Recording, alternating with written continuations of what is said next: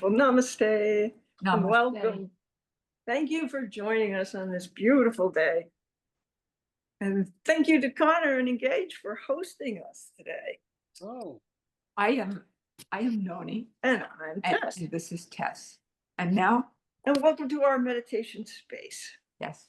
Before we begin, let's make sure we turn off our cell phones and watches so that they don't make noise at us when we're trying to meditate. And turn down any sound on your computer also. Yeah. Today we have a mindfulness adventure for you called What's in Your Teacup?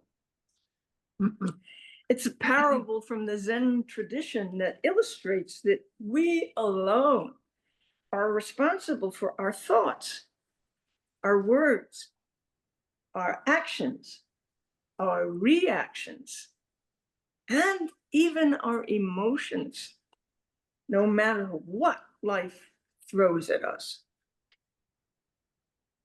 Long ago in the beautiful mountains of Kyoto, Japan, there was a Zen monastery among the 1,600 monasteries of Kyoto.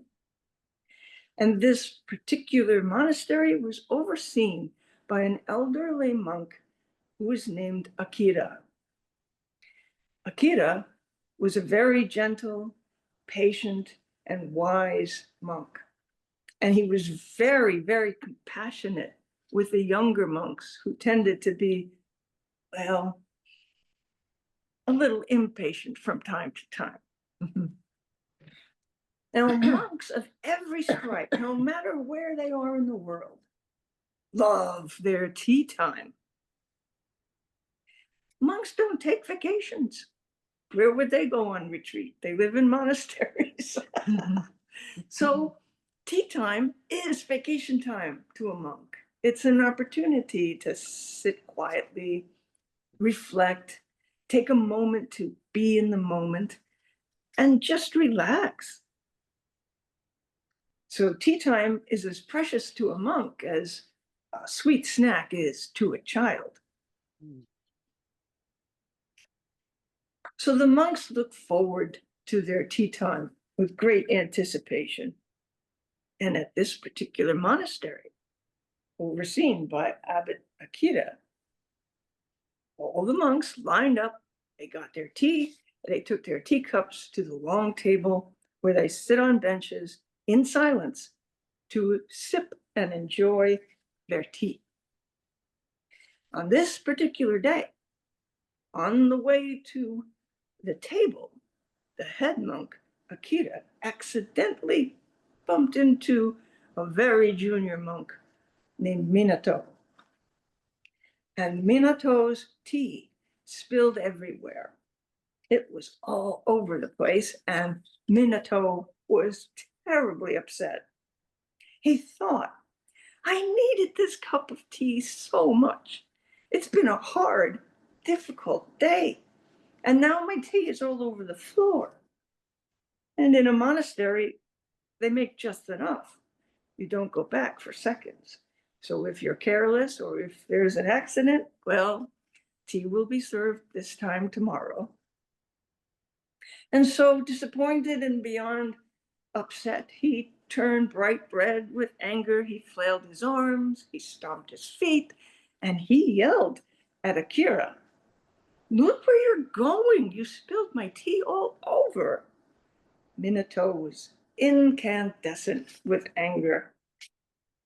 Akira stood calmly by and smiled and said, Minato-san, you spilled your tea because there was tea in your cup. Had there been coffee in your cup, coffee would have spilled.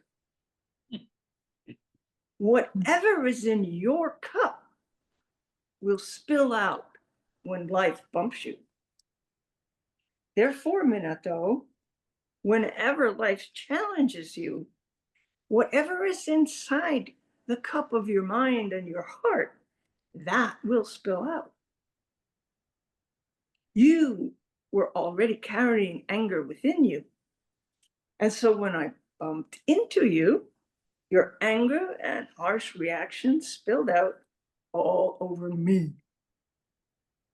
If your cup had been filled with contentment, peace, and joy, then when I bumped you, only those things could have spilled out of you. Minato, anger was there all along, just like a coiled snake lying in wait, just to be provoked. And all you needed was a gentle tap, and it spilled out of you. And so we must ask ourselves, what's in my cup?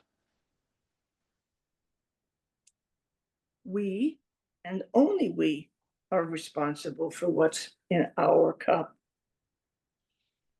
If you fill your cup with contentment, humility, peace, patience, love, kindness, and compassion, then only those things can spill out of you. Life provides the cup and many bumps, and you have the power to choose how to fill your cup, and thus to choose what spills out.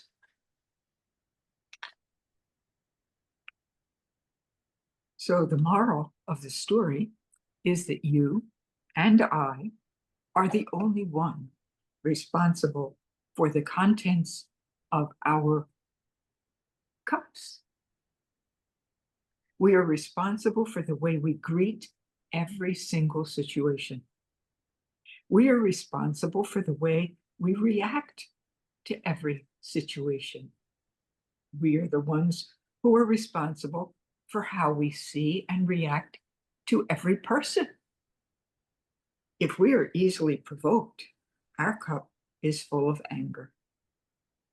It is our work in this life to empty the cup of anger and fill it with patience, contentment, humility, peace, love, kindness, compassion, and joy. If we do that work, then no matter what we may bump into, only kindness and patience and love will spill out of us. So how do we do this? Tess and I have found that the answer is through meditation, through contemplation, and through mindfulness. Every day in meditation, we revisit the source of peace, the source of contentment, the source of joy that abides within us, in our hearts. We immerse ourselves, pardon us, we immerse ourselves in that wellspring of peace and joy and contentment, which is in our hearts and it's in your heart. And that's how we transform the contents of our cups, our minds, our outlook, our attitudes, and our experiences of life. Pardon me. The Yoga Vasishtha, a 10th century yoga teaching, says the world is as you see it. So the feeling that you have inside you is the feeling that you project out onto the world and onto others. Your own thoughts, your own attitudes, your own reactions create the world that you inhabit. So, taking responsibility for training your mind to think the highest, to think the most kind and the most generous thoughts about yourself and about others will transform you and your world. So now let's get ready to meditate. If you'd like, you can stretch and reach for the sky and and cough if you need to cough. Cough? This one over here. I'll cough too then. Boy, we sound healthy, don't we? Are you chilly? Why don't you wear a scarf? I know. We will on We will. on Saturday or Sunday, whatever day we meet with Stay you. tuned. Stay tuned. Oh, thank you for the letter. You're welcome. Please take a comfortable, upright meditation posture. Place your feet flat on the floor, hip width apart, and feel the grounding support of the chair and floor beneath you. Gently straighten your spine upwards and tuck your chin down just a wee bit, as if you're nodding to someone you've just met. And this will slightly elongate the back of your neck as the crown of your head gently reaches toward the ceiling. Now broaden your chest and relax your shoulders. This helps to open your heart chakra. And remember, don't force anything. Just be soft and gentle. And smile. Smile a great, big, beautiful smile. You can do it. Go ahead. This will help to release and relax your facial muscles. Let your jaw completely relax and allow your tongue to rest on the floor of your mouth. If you haven't done so already, please close your eyes and let your eyelids become soft and gentle. Feel the breath as it moves through your nose and your throat and your chest. Take a deep breath in and let it out slowly. Take another deep breath in and let it out slowly. And once more, a nice deep breath in and let it breathe out long and fully. And then please return to your usual rate of breathing. Scan your body for any part of you that feels painful or restless or tense, and breathe peacefulness and tranquility to those painful or restless or tense parts of your body.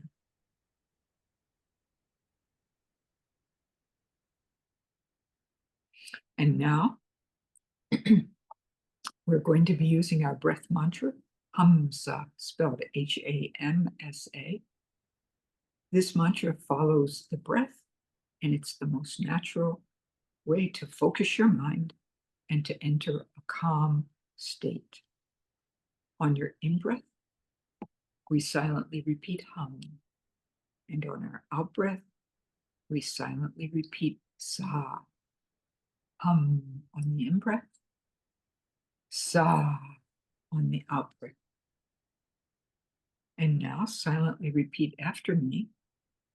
I am that essence which is steady, calm, and serene. I am that essence which is steady, calm, and serene.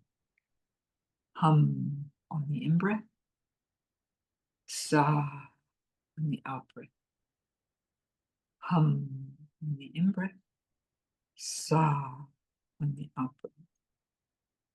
And now silently repeat after me. I am that essence which is calm, peaceful, and happy. I am that essence which is calm, peaceful, and happy. Hum on the in-breath, sa on the out-breath. Hum on the in-breath, sa on the out-breath. You can continue in this way, and we'll meditate for approximately 20-25 minutes. Hum on the in-breath, sa on the out-breath.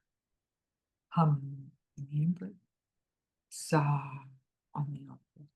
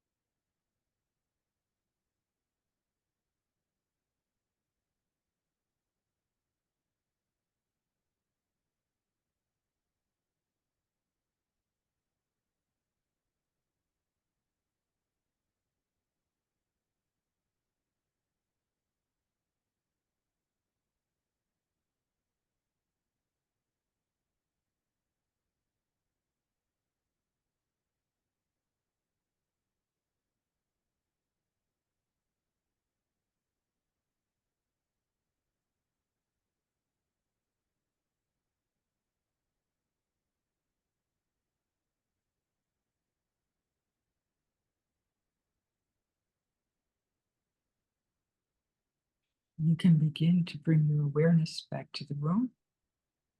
And when you're ready, you can slowly open your eyes. It's always good to come out of meditation slowly. And always remember to shake out your legs and feet after you meditate and before you stand up, because we don't want anyone to fall.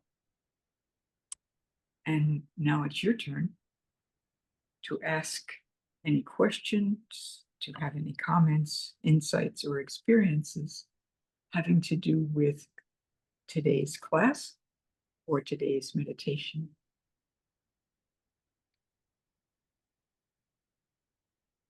Does anyone have a comment or a question? I have an experience and a question. Yes. Give me a question. I find I have many cups. As we all. A whole china cabinet. Huh? Yes, and they all have different names attached to them. And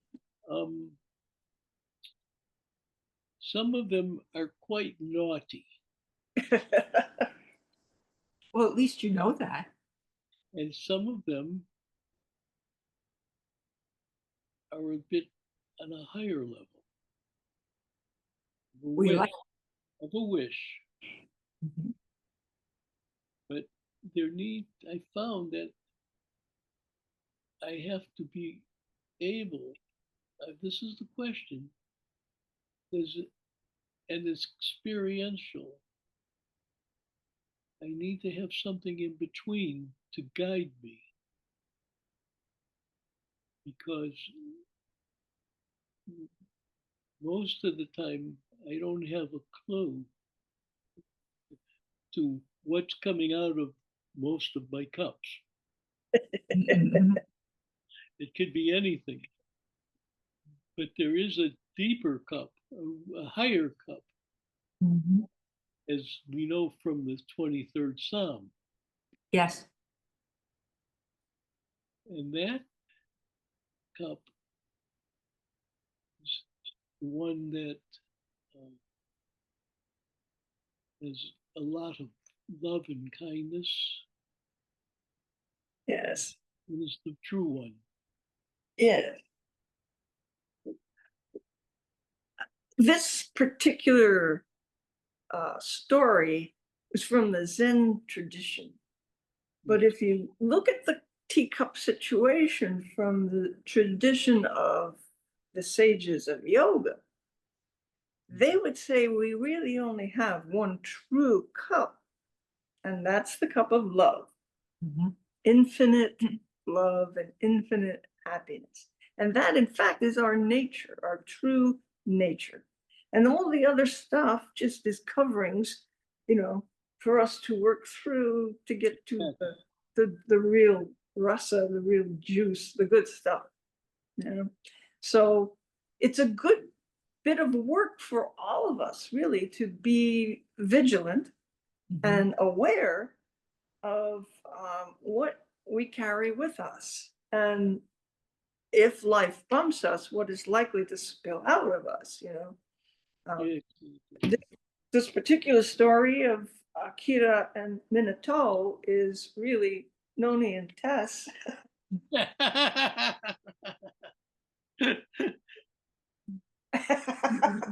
The younger, irascible monk and the older, wiser monk.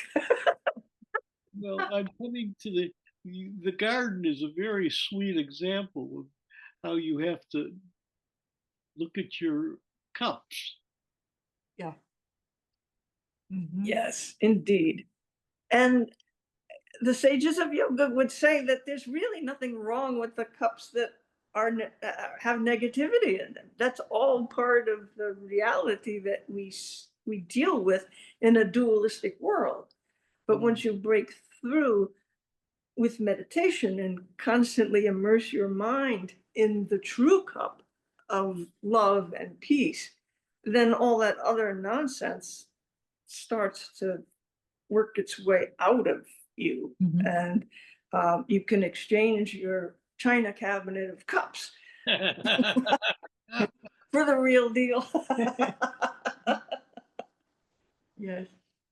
When I was meditating, I was thinking the cups that are on the lower level are like peeling an onion, Yeah, you know, and you cry over them because you don't want to be those, you want to get rid of them.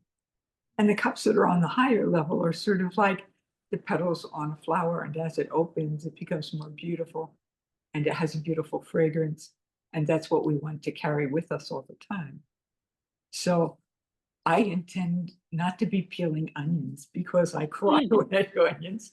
You know, I kind of like watching flowers open and blossom and the bees and the hummingbirds that come because they love that rasa, that juice. And we too love that rasa and that juice. And that's why we meditate and we immerse ourselves in that sweetness, that space that is just all embracing love. And for those of us that have trouble reaching that space, it's developing the mind habit that says, if I stay with this, I will reap a great reward. If I say, I can't do this, it's too difficult, my mind just, then we shortchange ourselves. We go through life with only a peek at that rasa, that joy, that sweet space. So for those of you who are brand new to meditation, we ask you to please stay with it, give it a little try. If you can only do it for 2 minutes at a time, do it for 2 minutes at a time. And then gradually increase the time. yeah. We were doing a meditation on Sunday for a group in our community, and Its focus was on world peace. yes, Go ahead. I forgot what I was going to say. Yeah, Never mind. Never mind the young monk. what we found was that we, as a community, are going to have to invest in cushions, or we're going to have to invest in new chairs, because 2 hours for old bones is really hard in a stiff, uncomfortable chair. And that's why we encourage everybody who meditates to find a chair that's comfortable, Yes.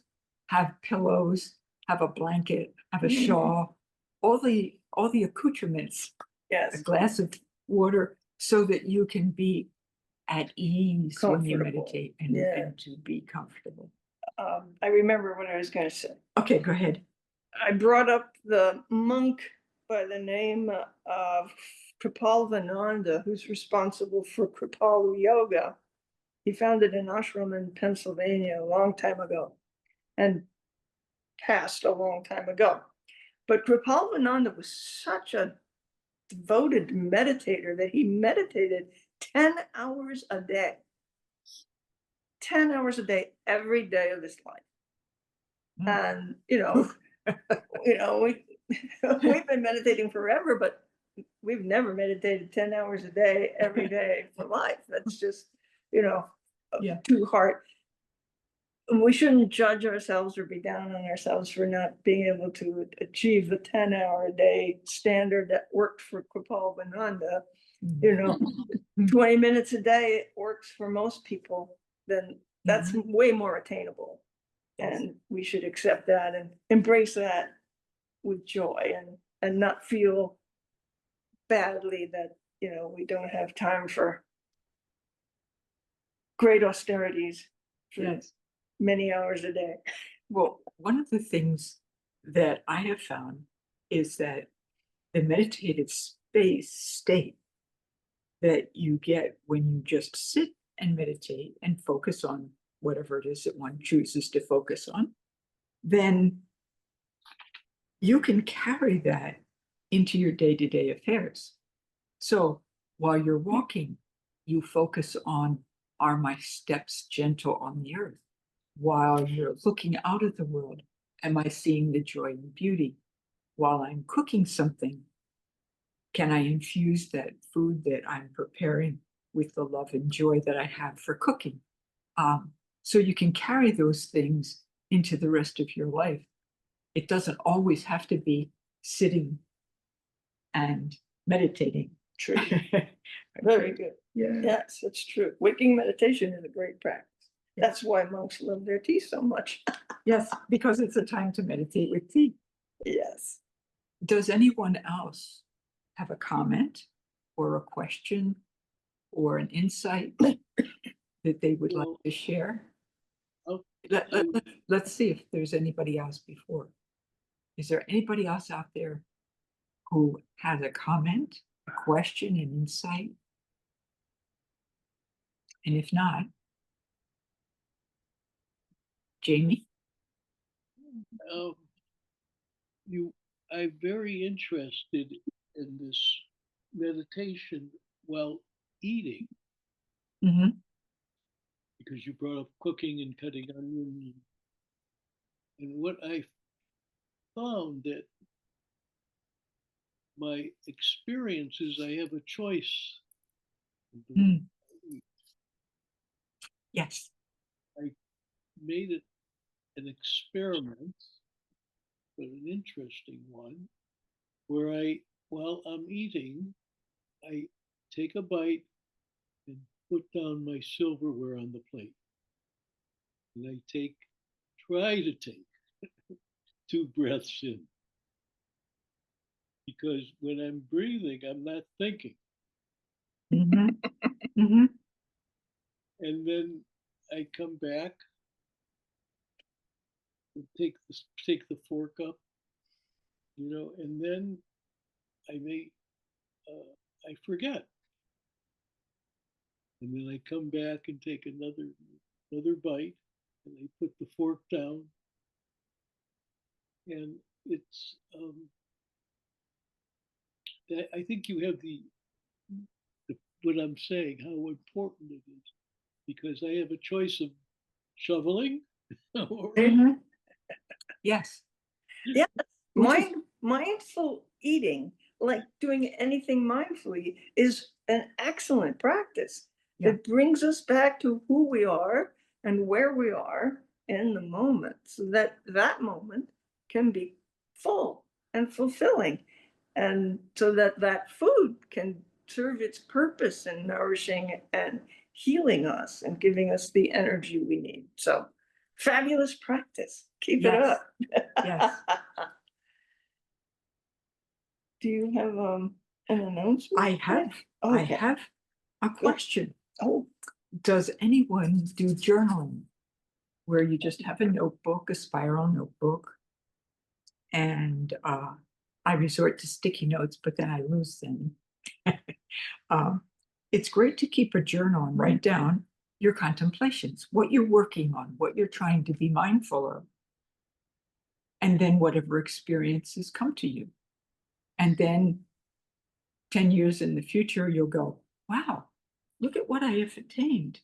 Or, oh, I forgot that a long time ago. I have to go back and relearn it and try it some more.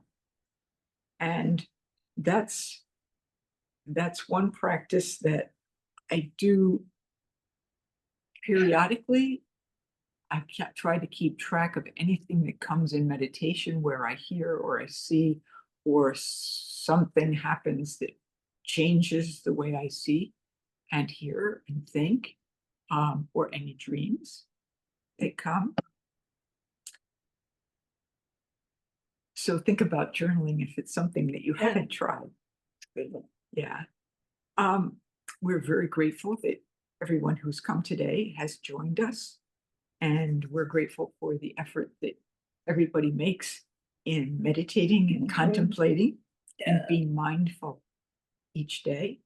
And we look forward to seeing you again next month. We'll meet right here on Monday, October 13th on Zoom at 1 o'clock.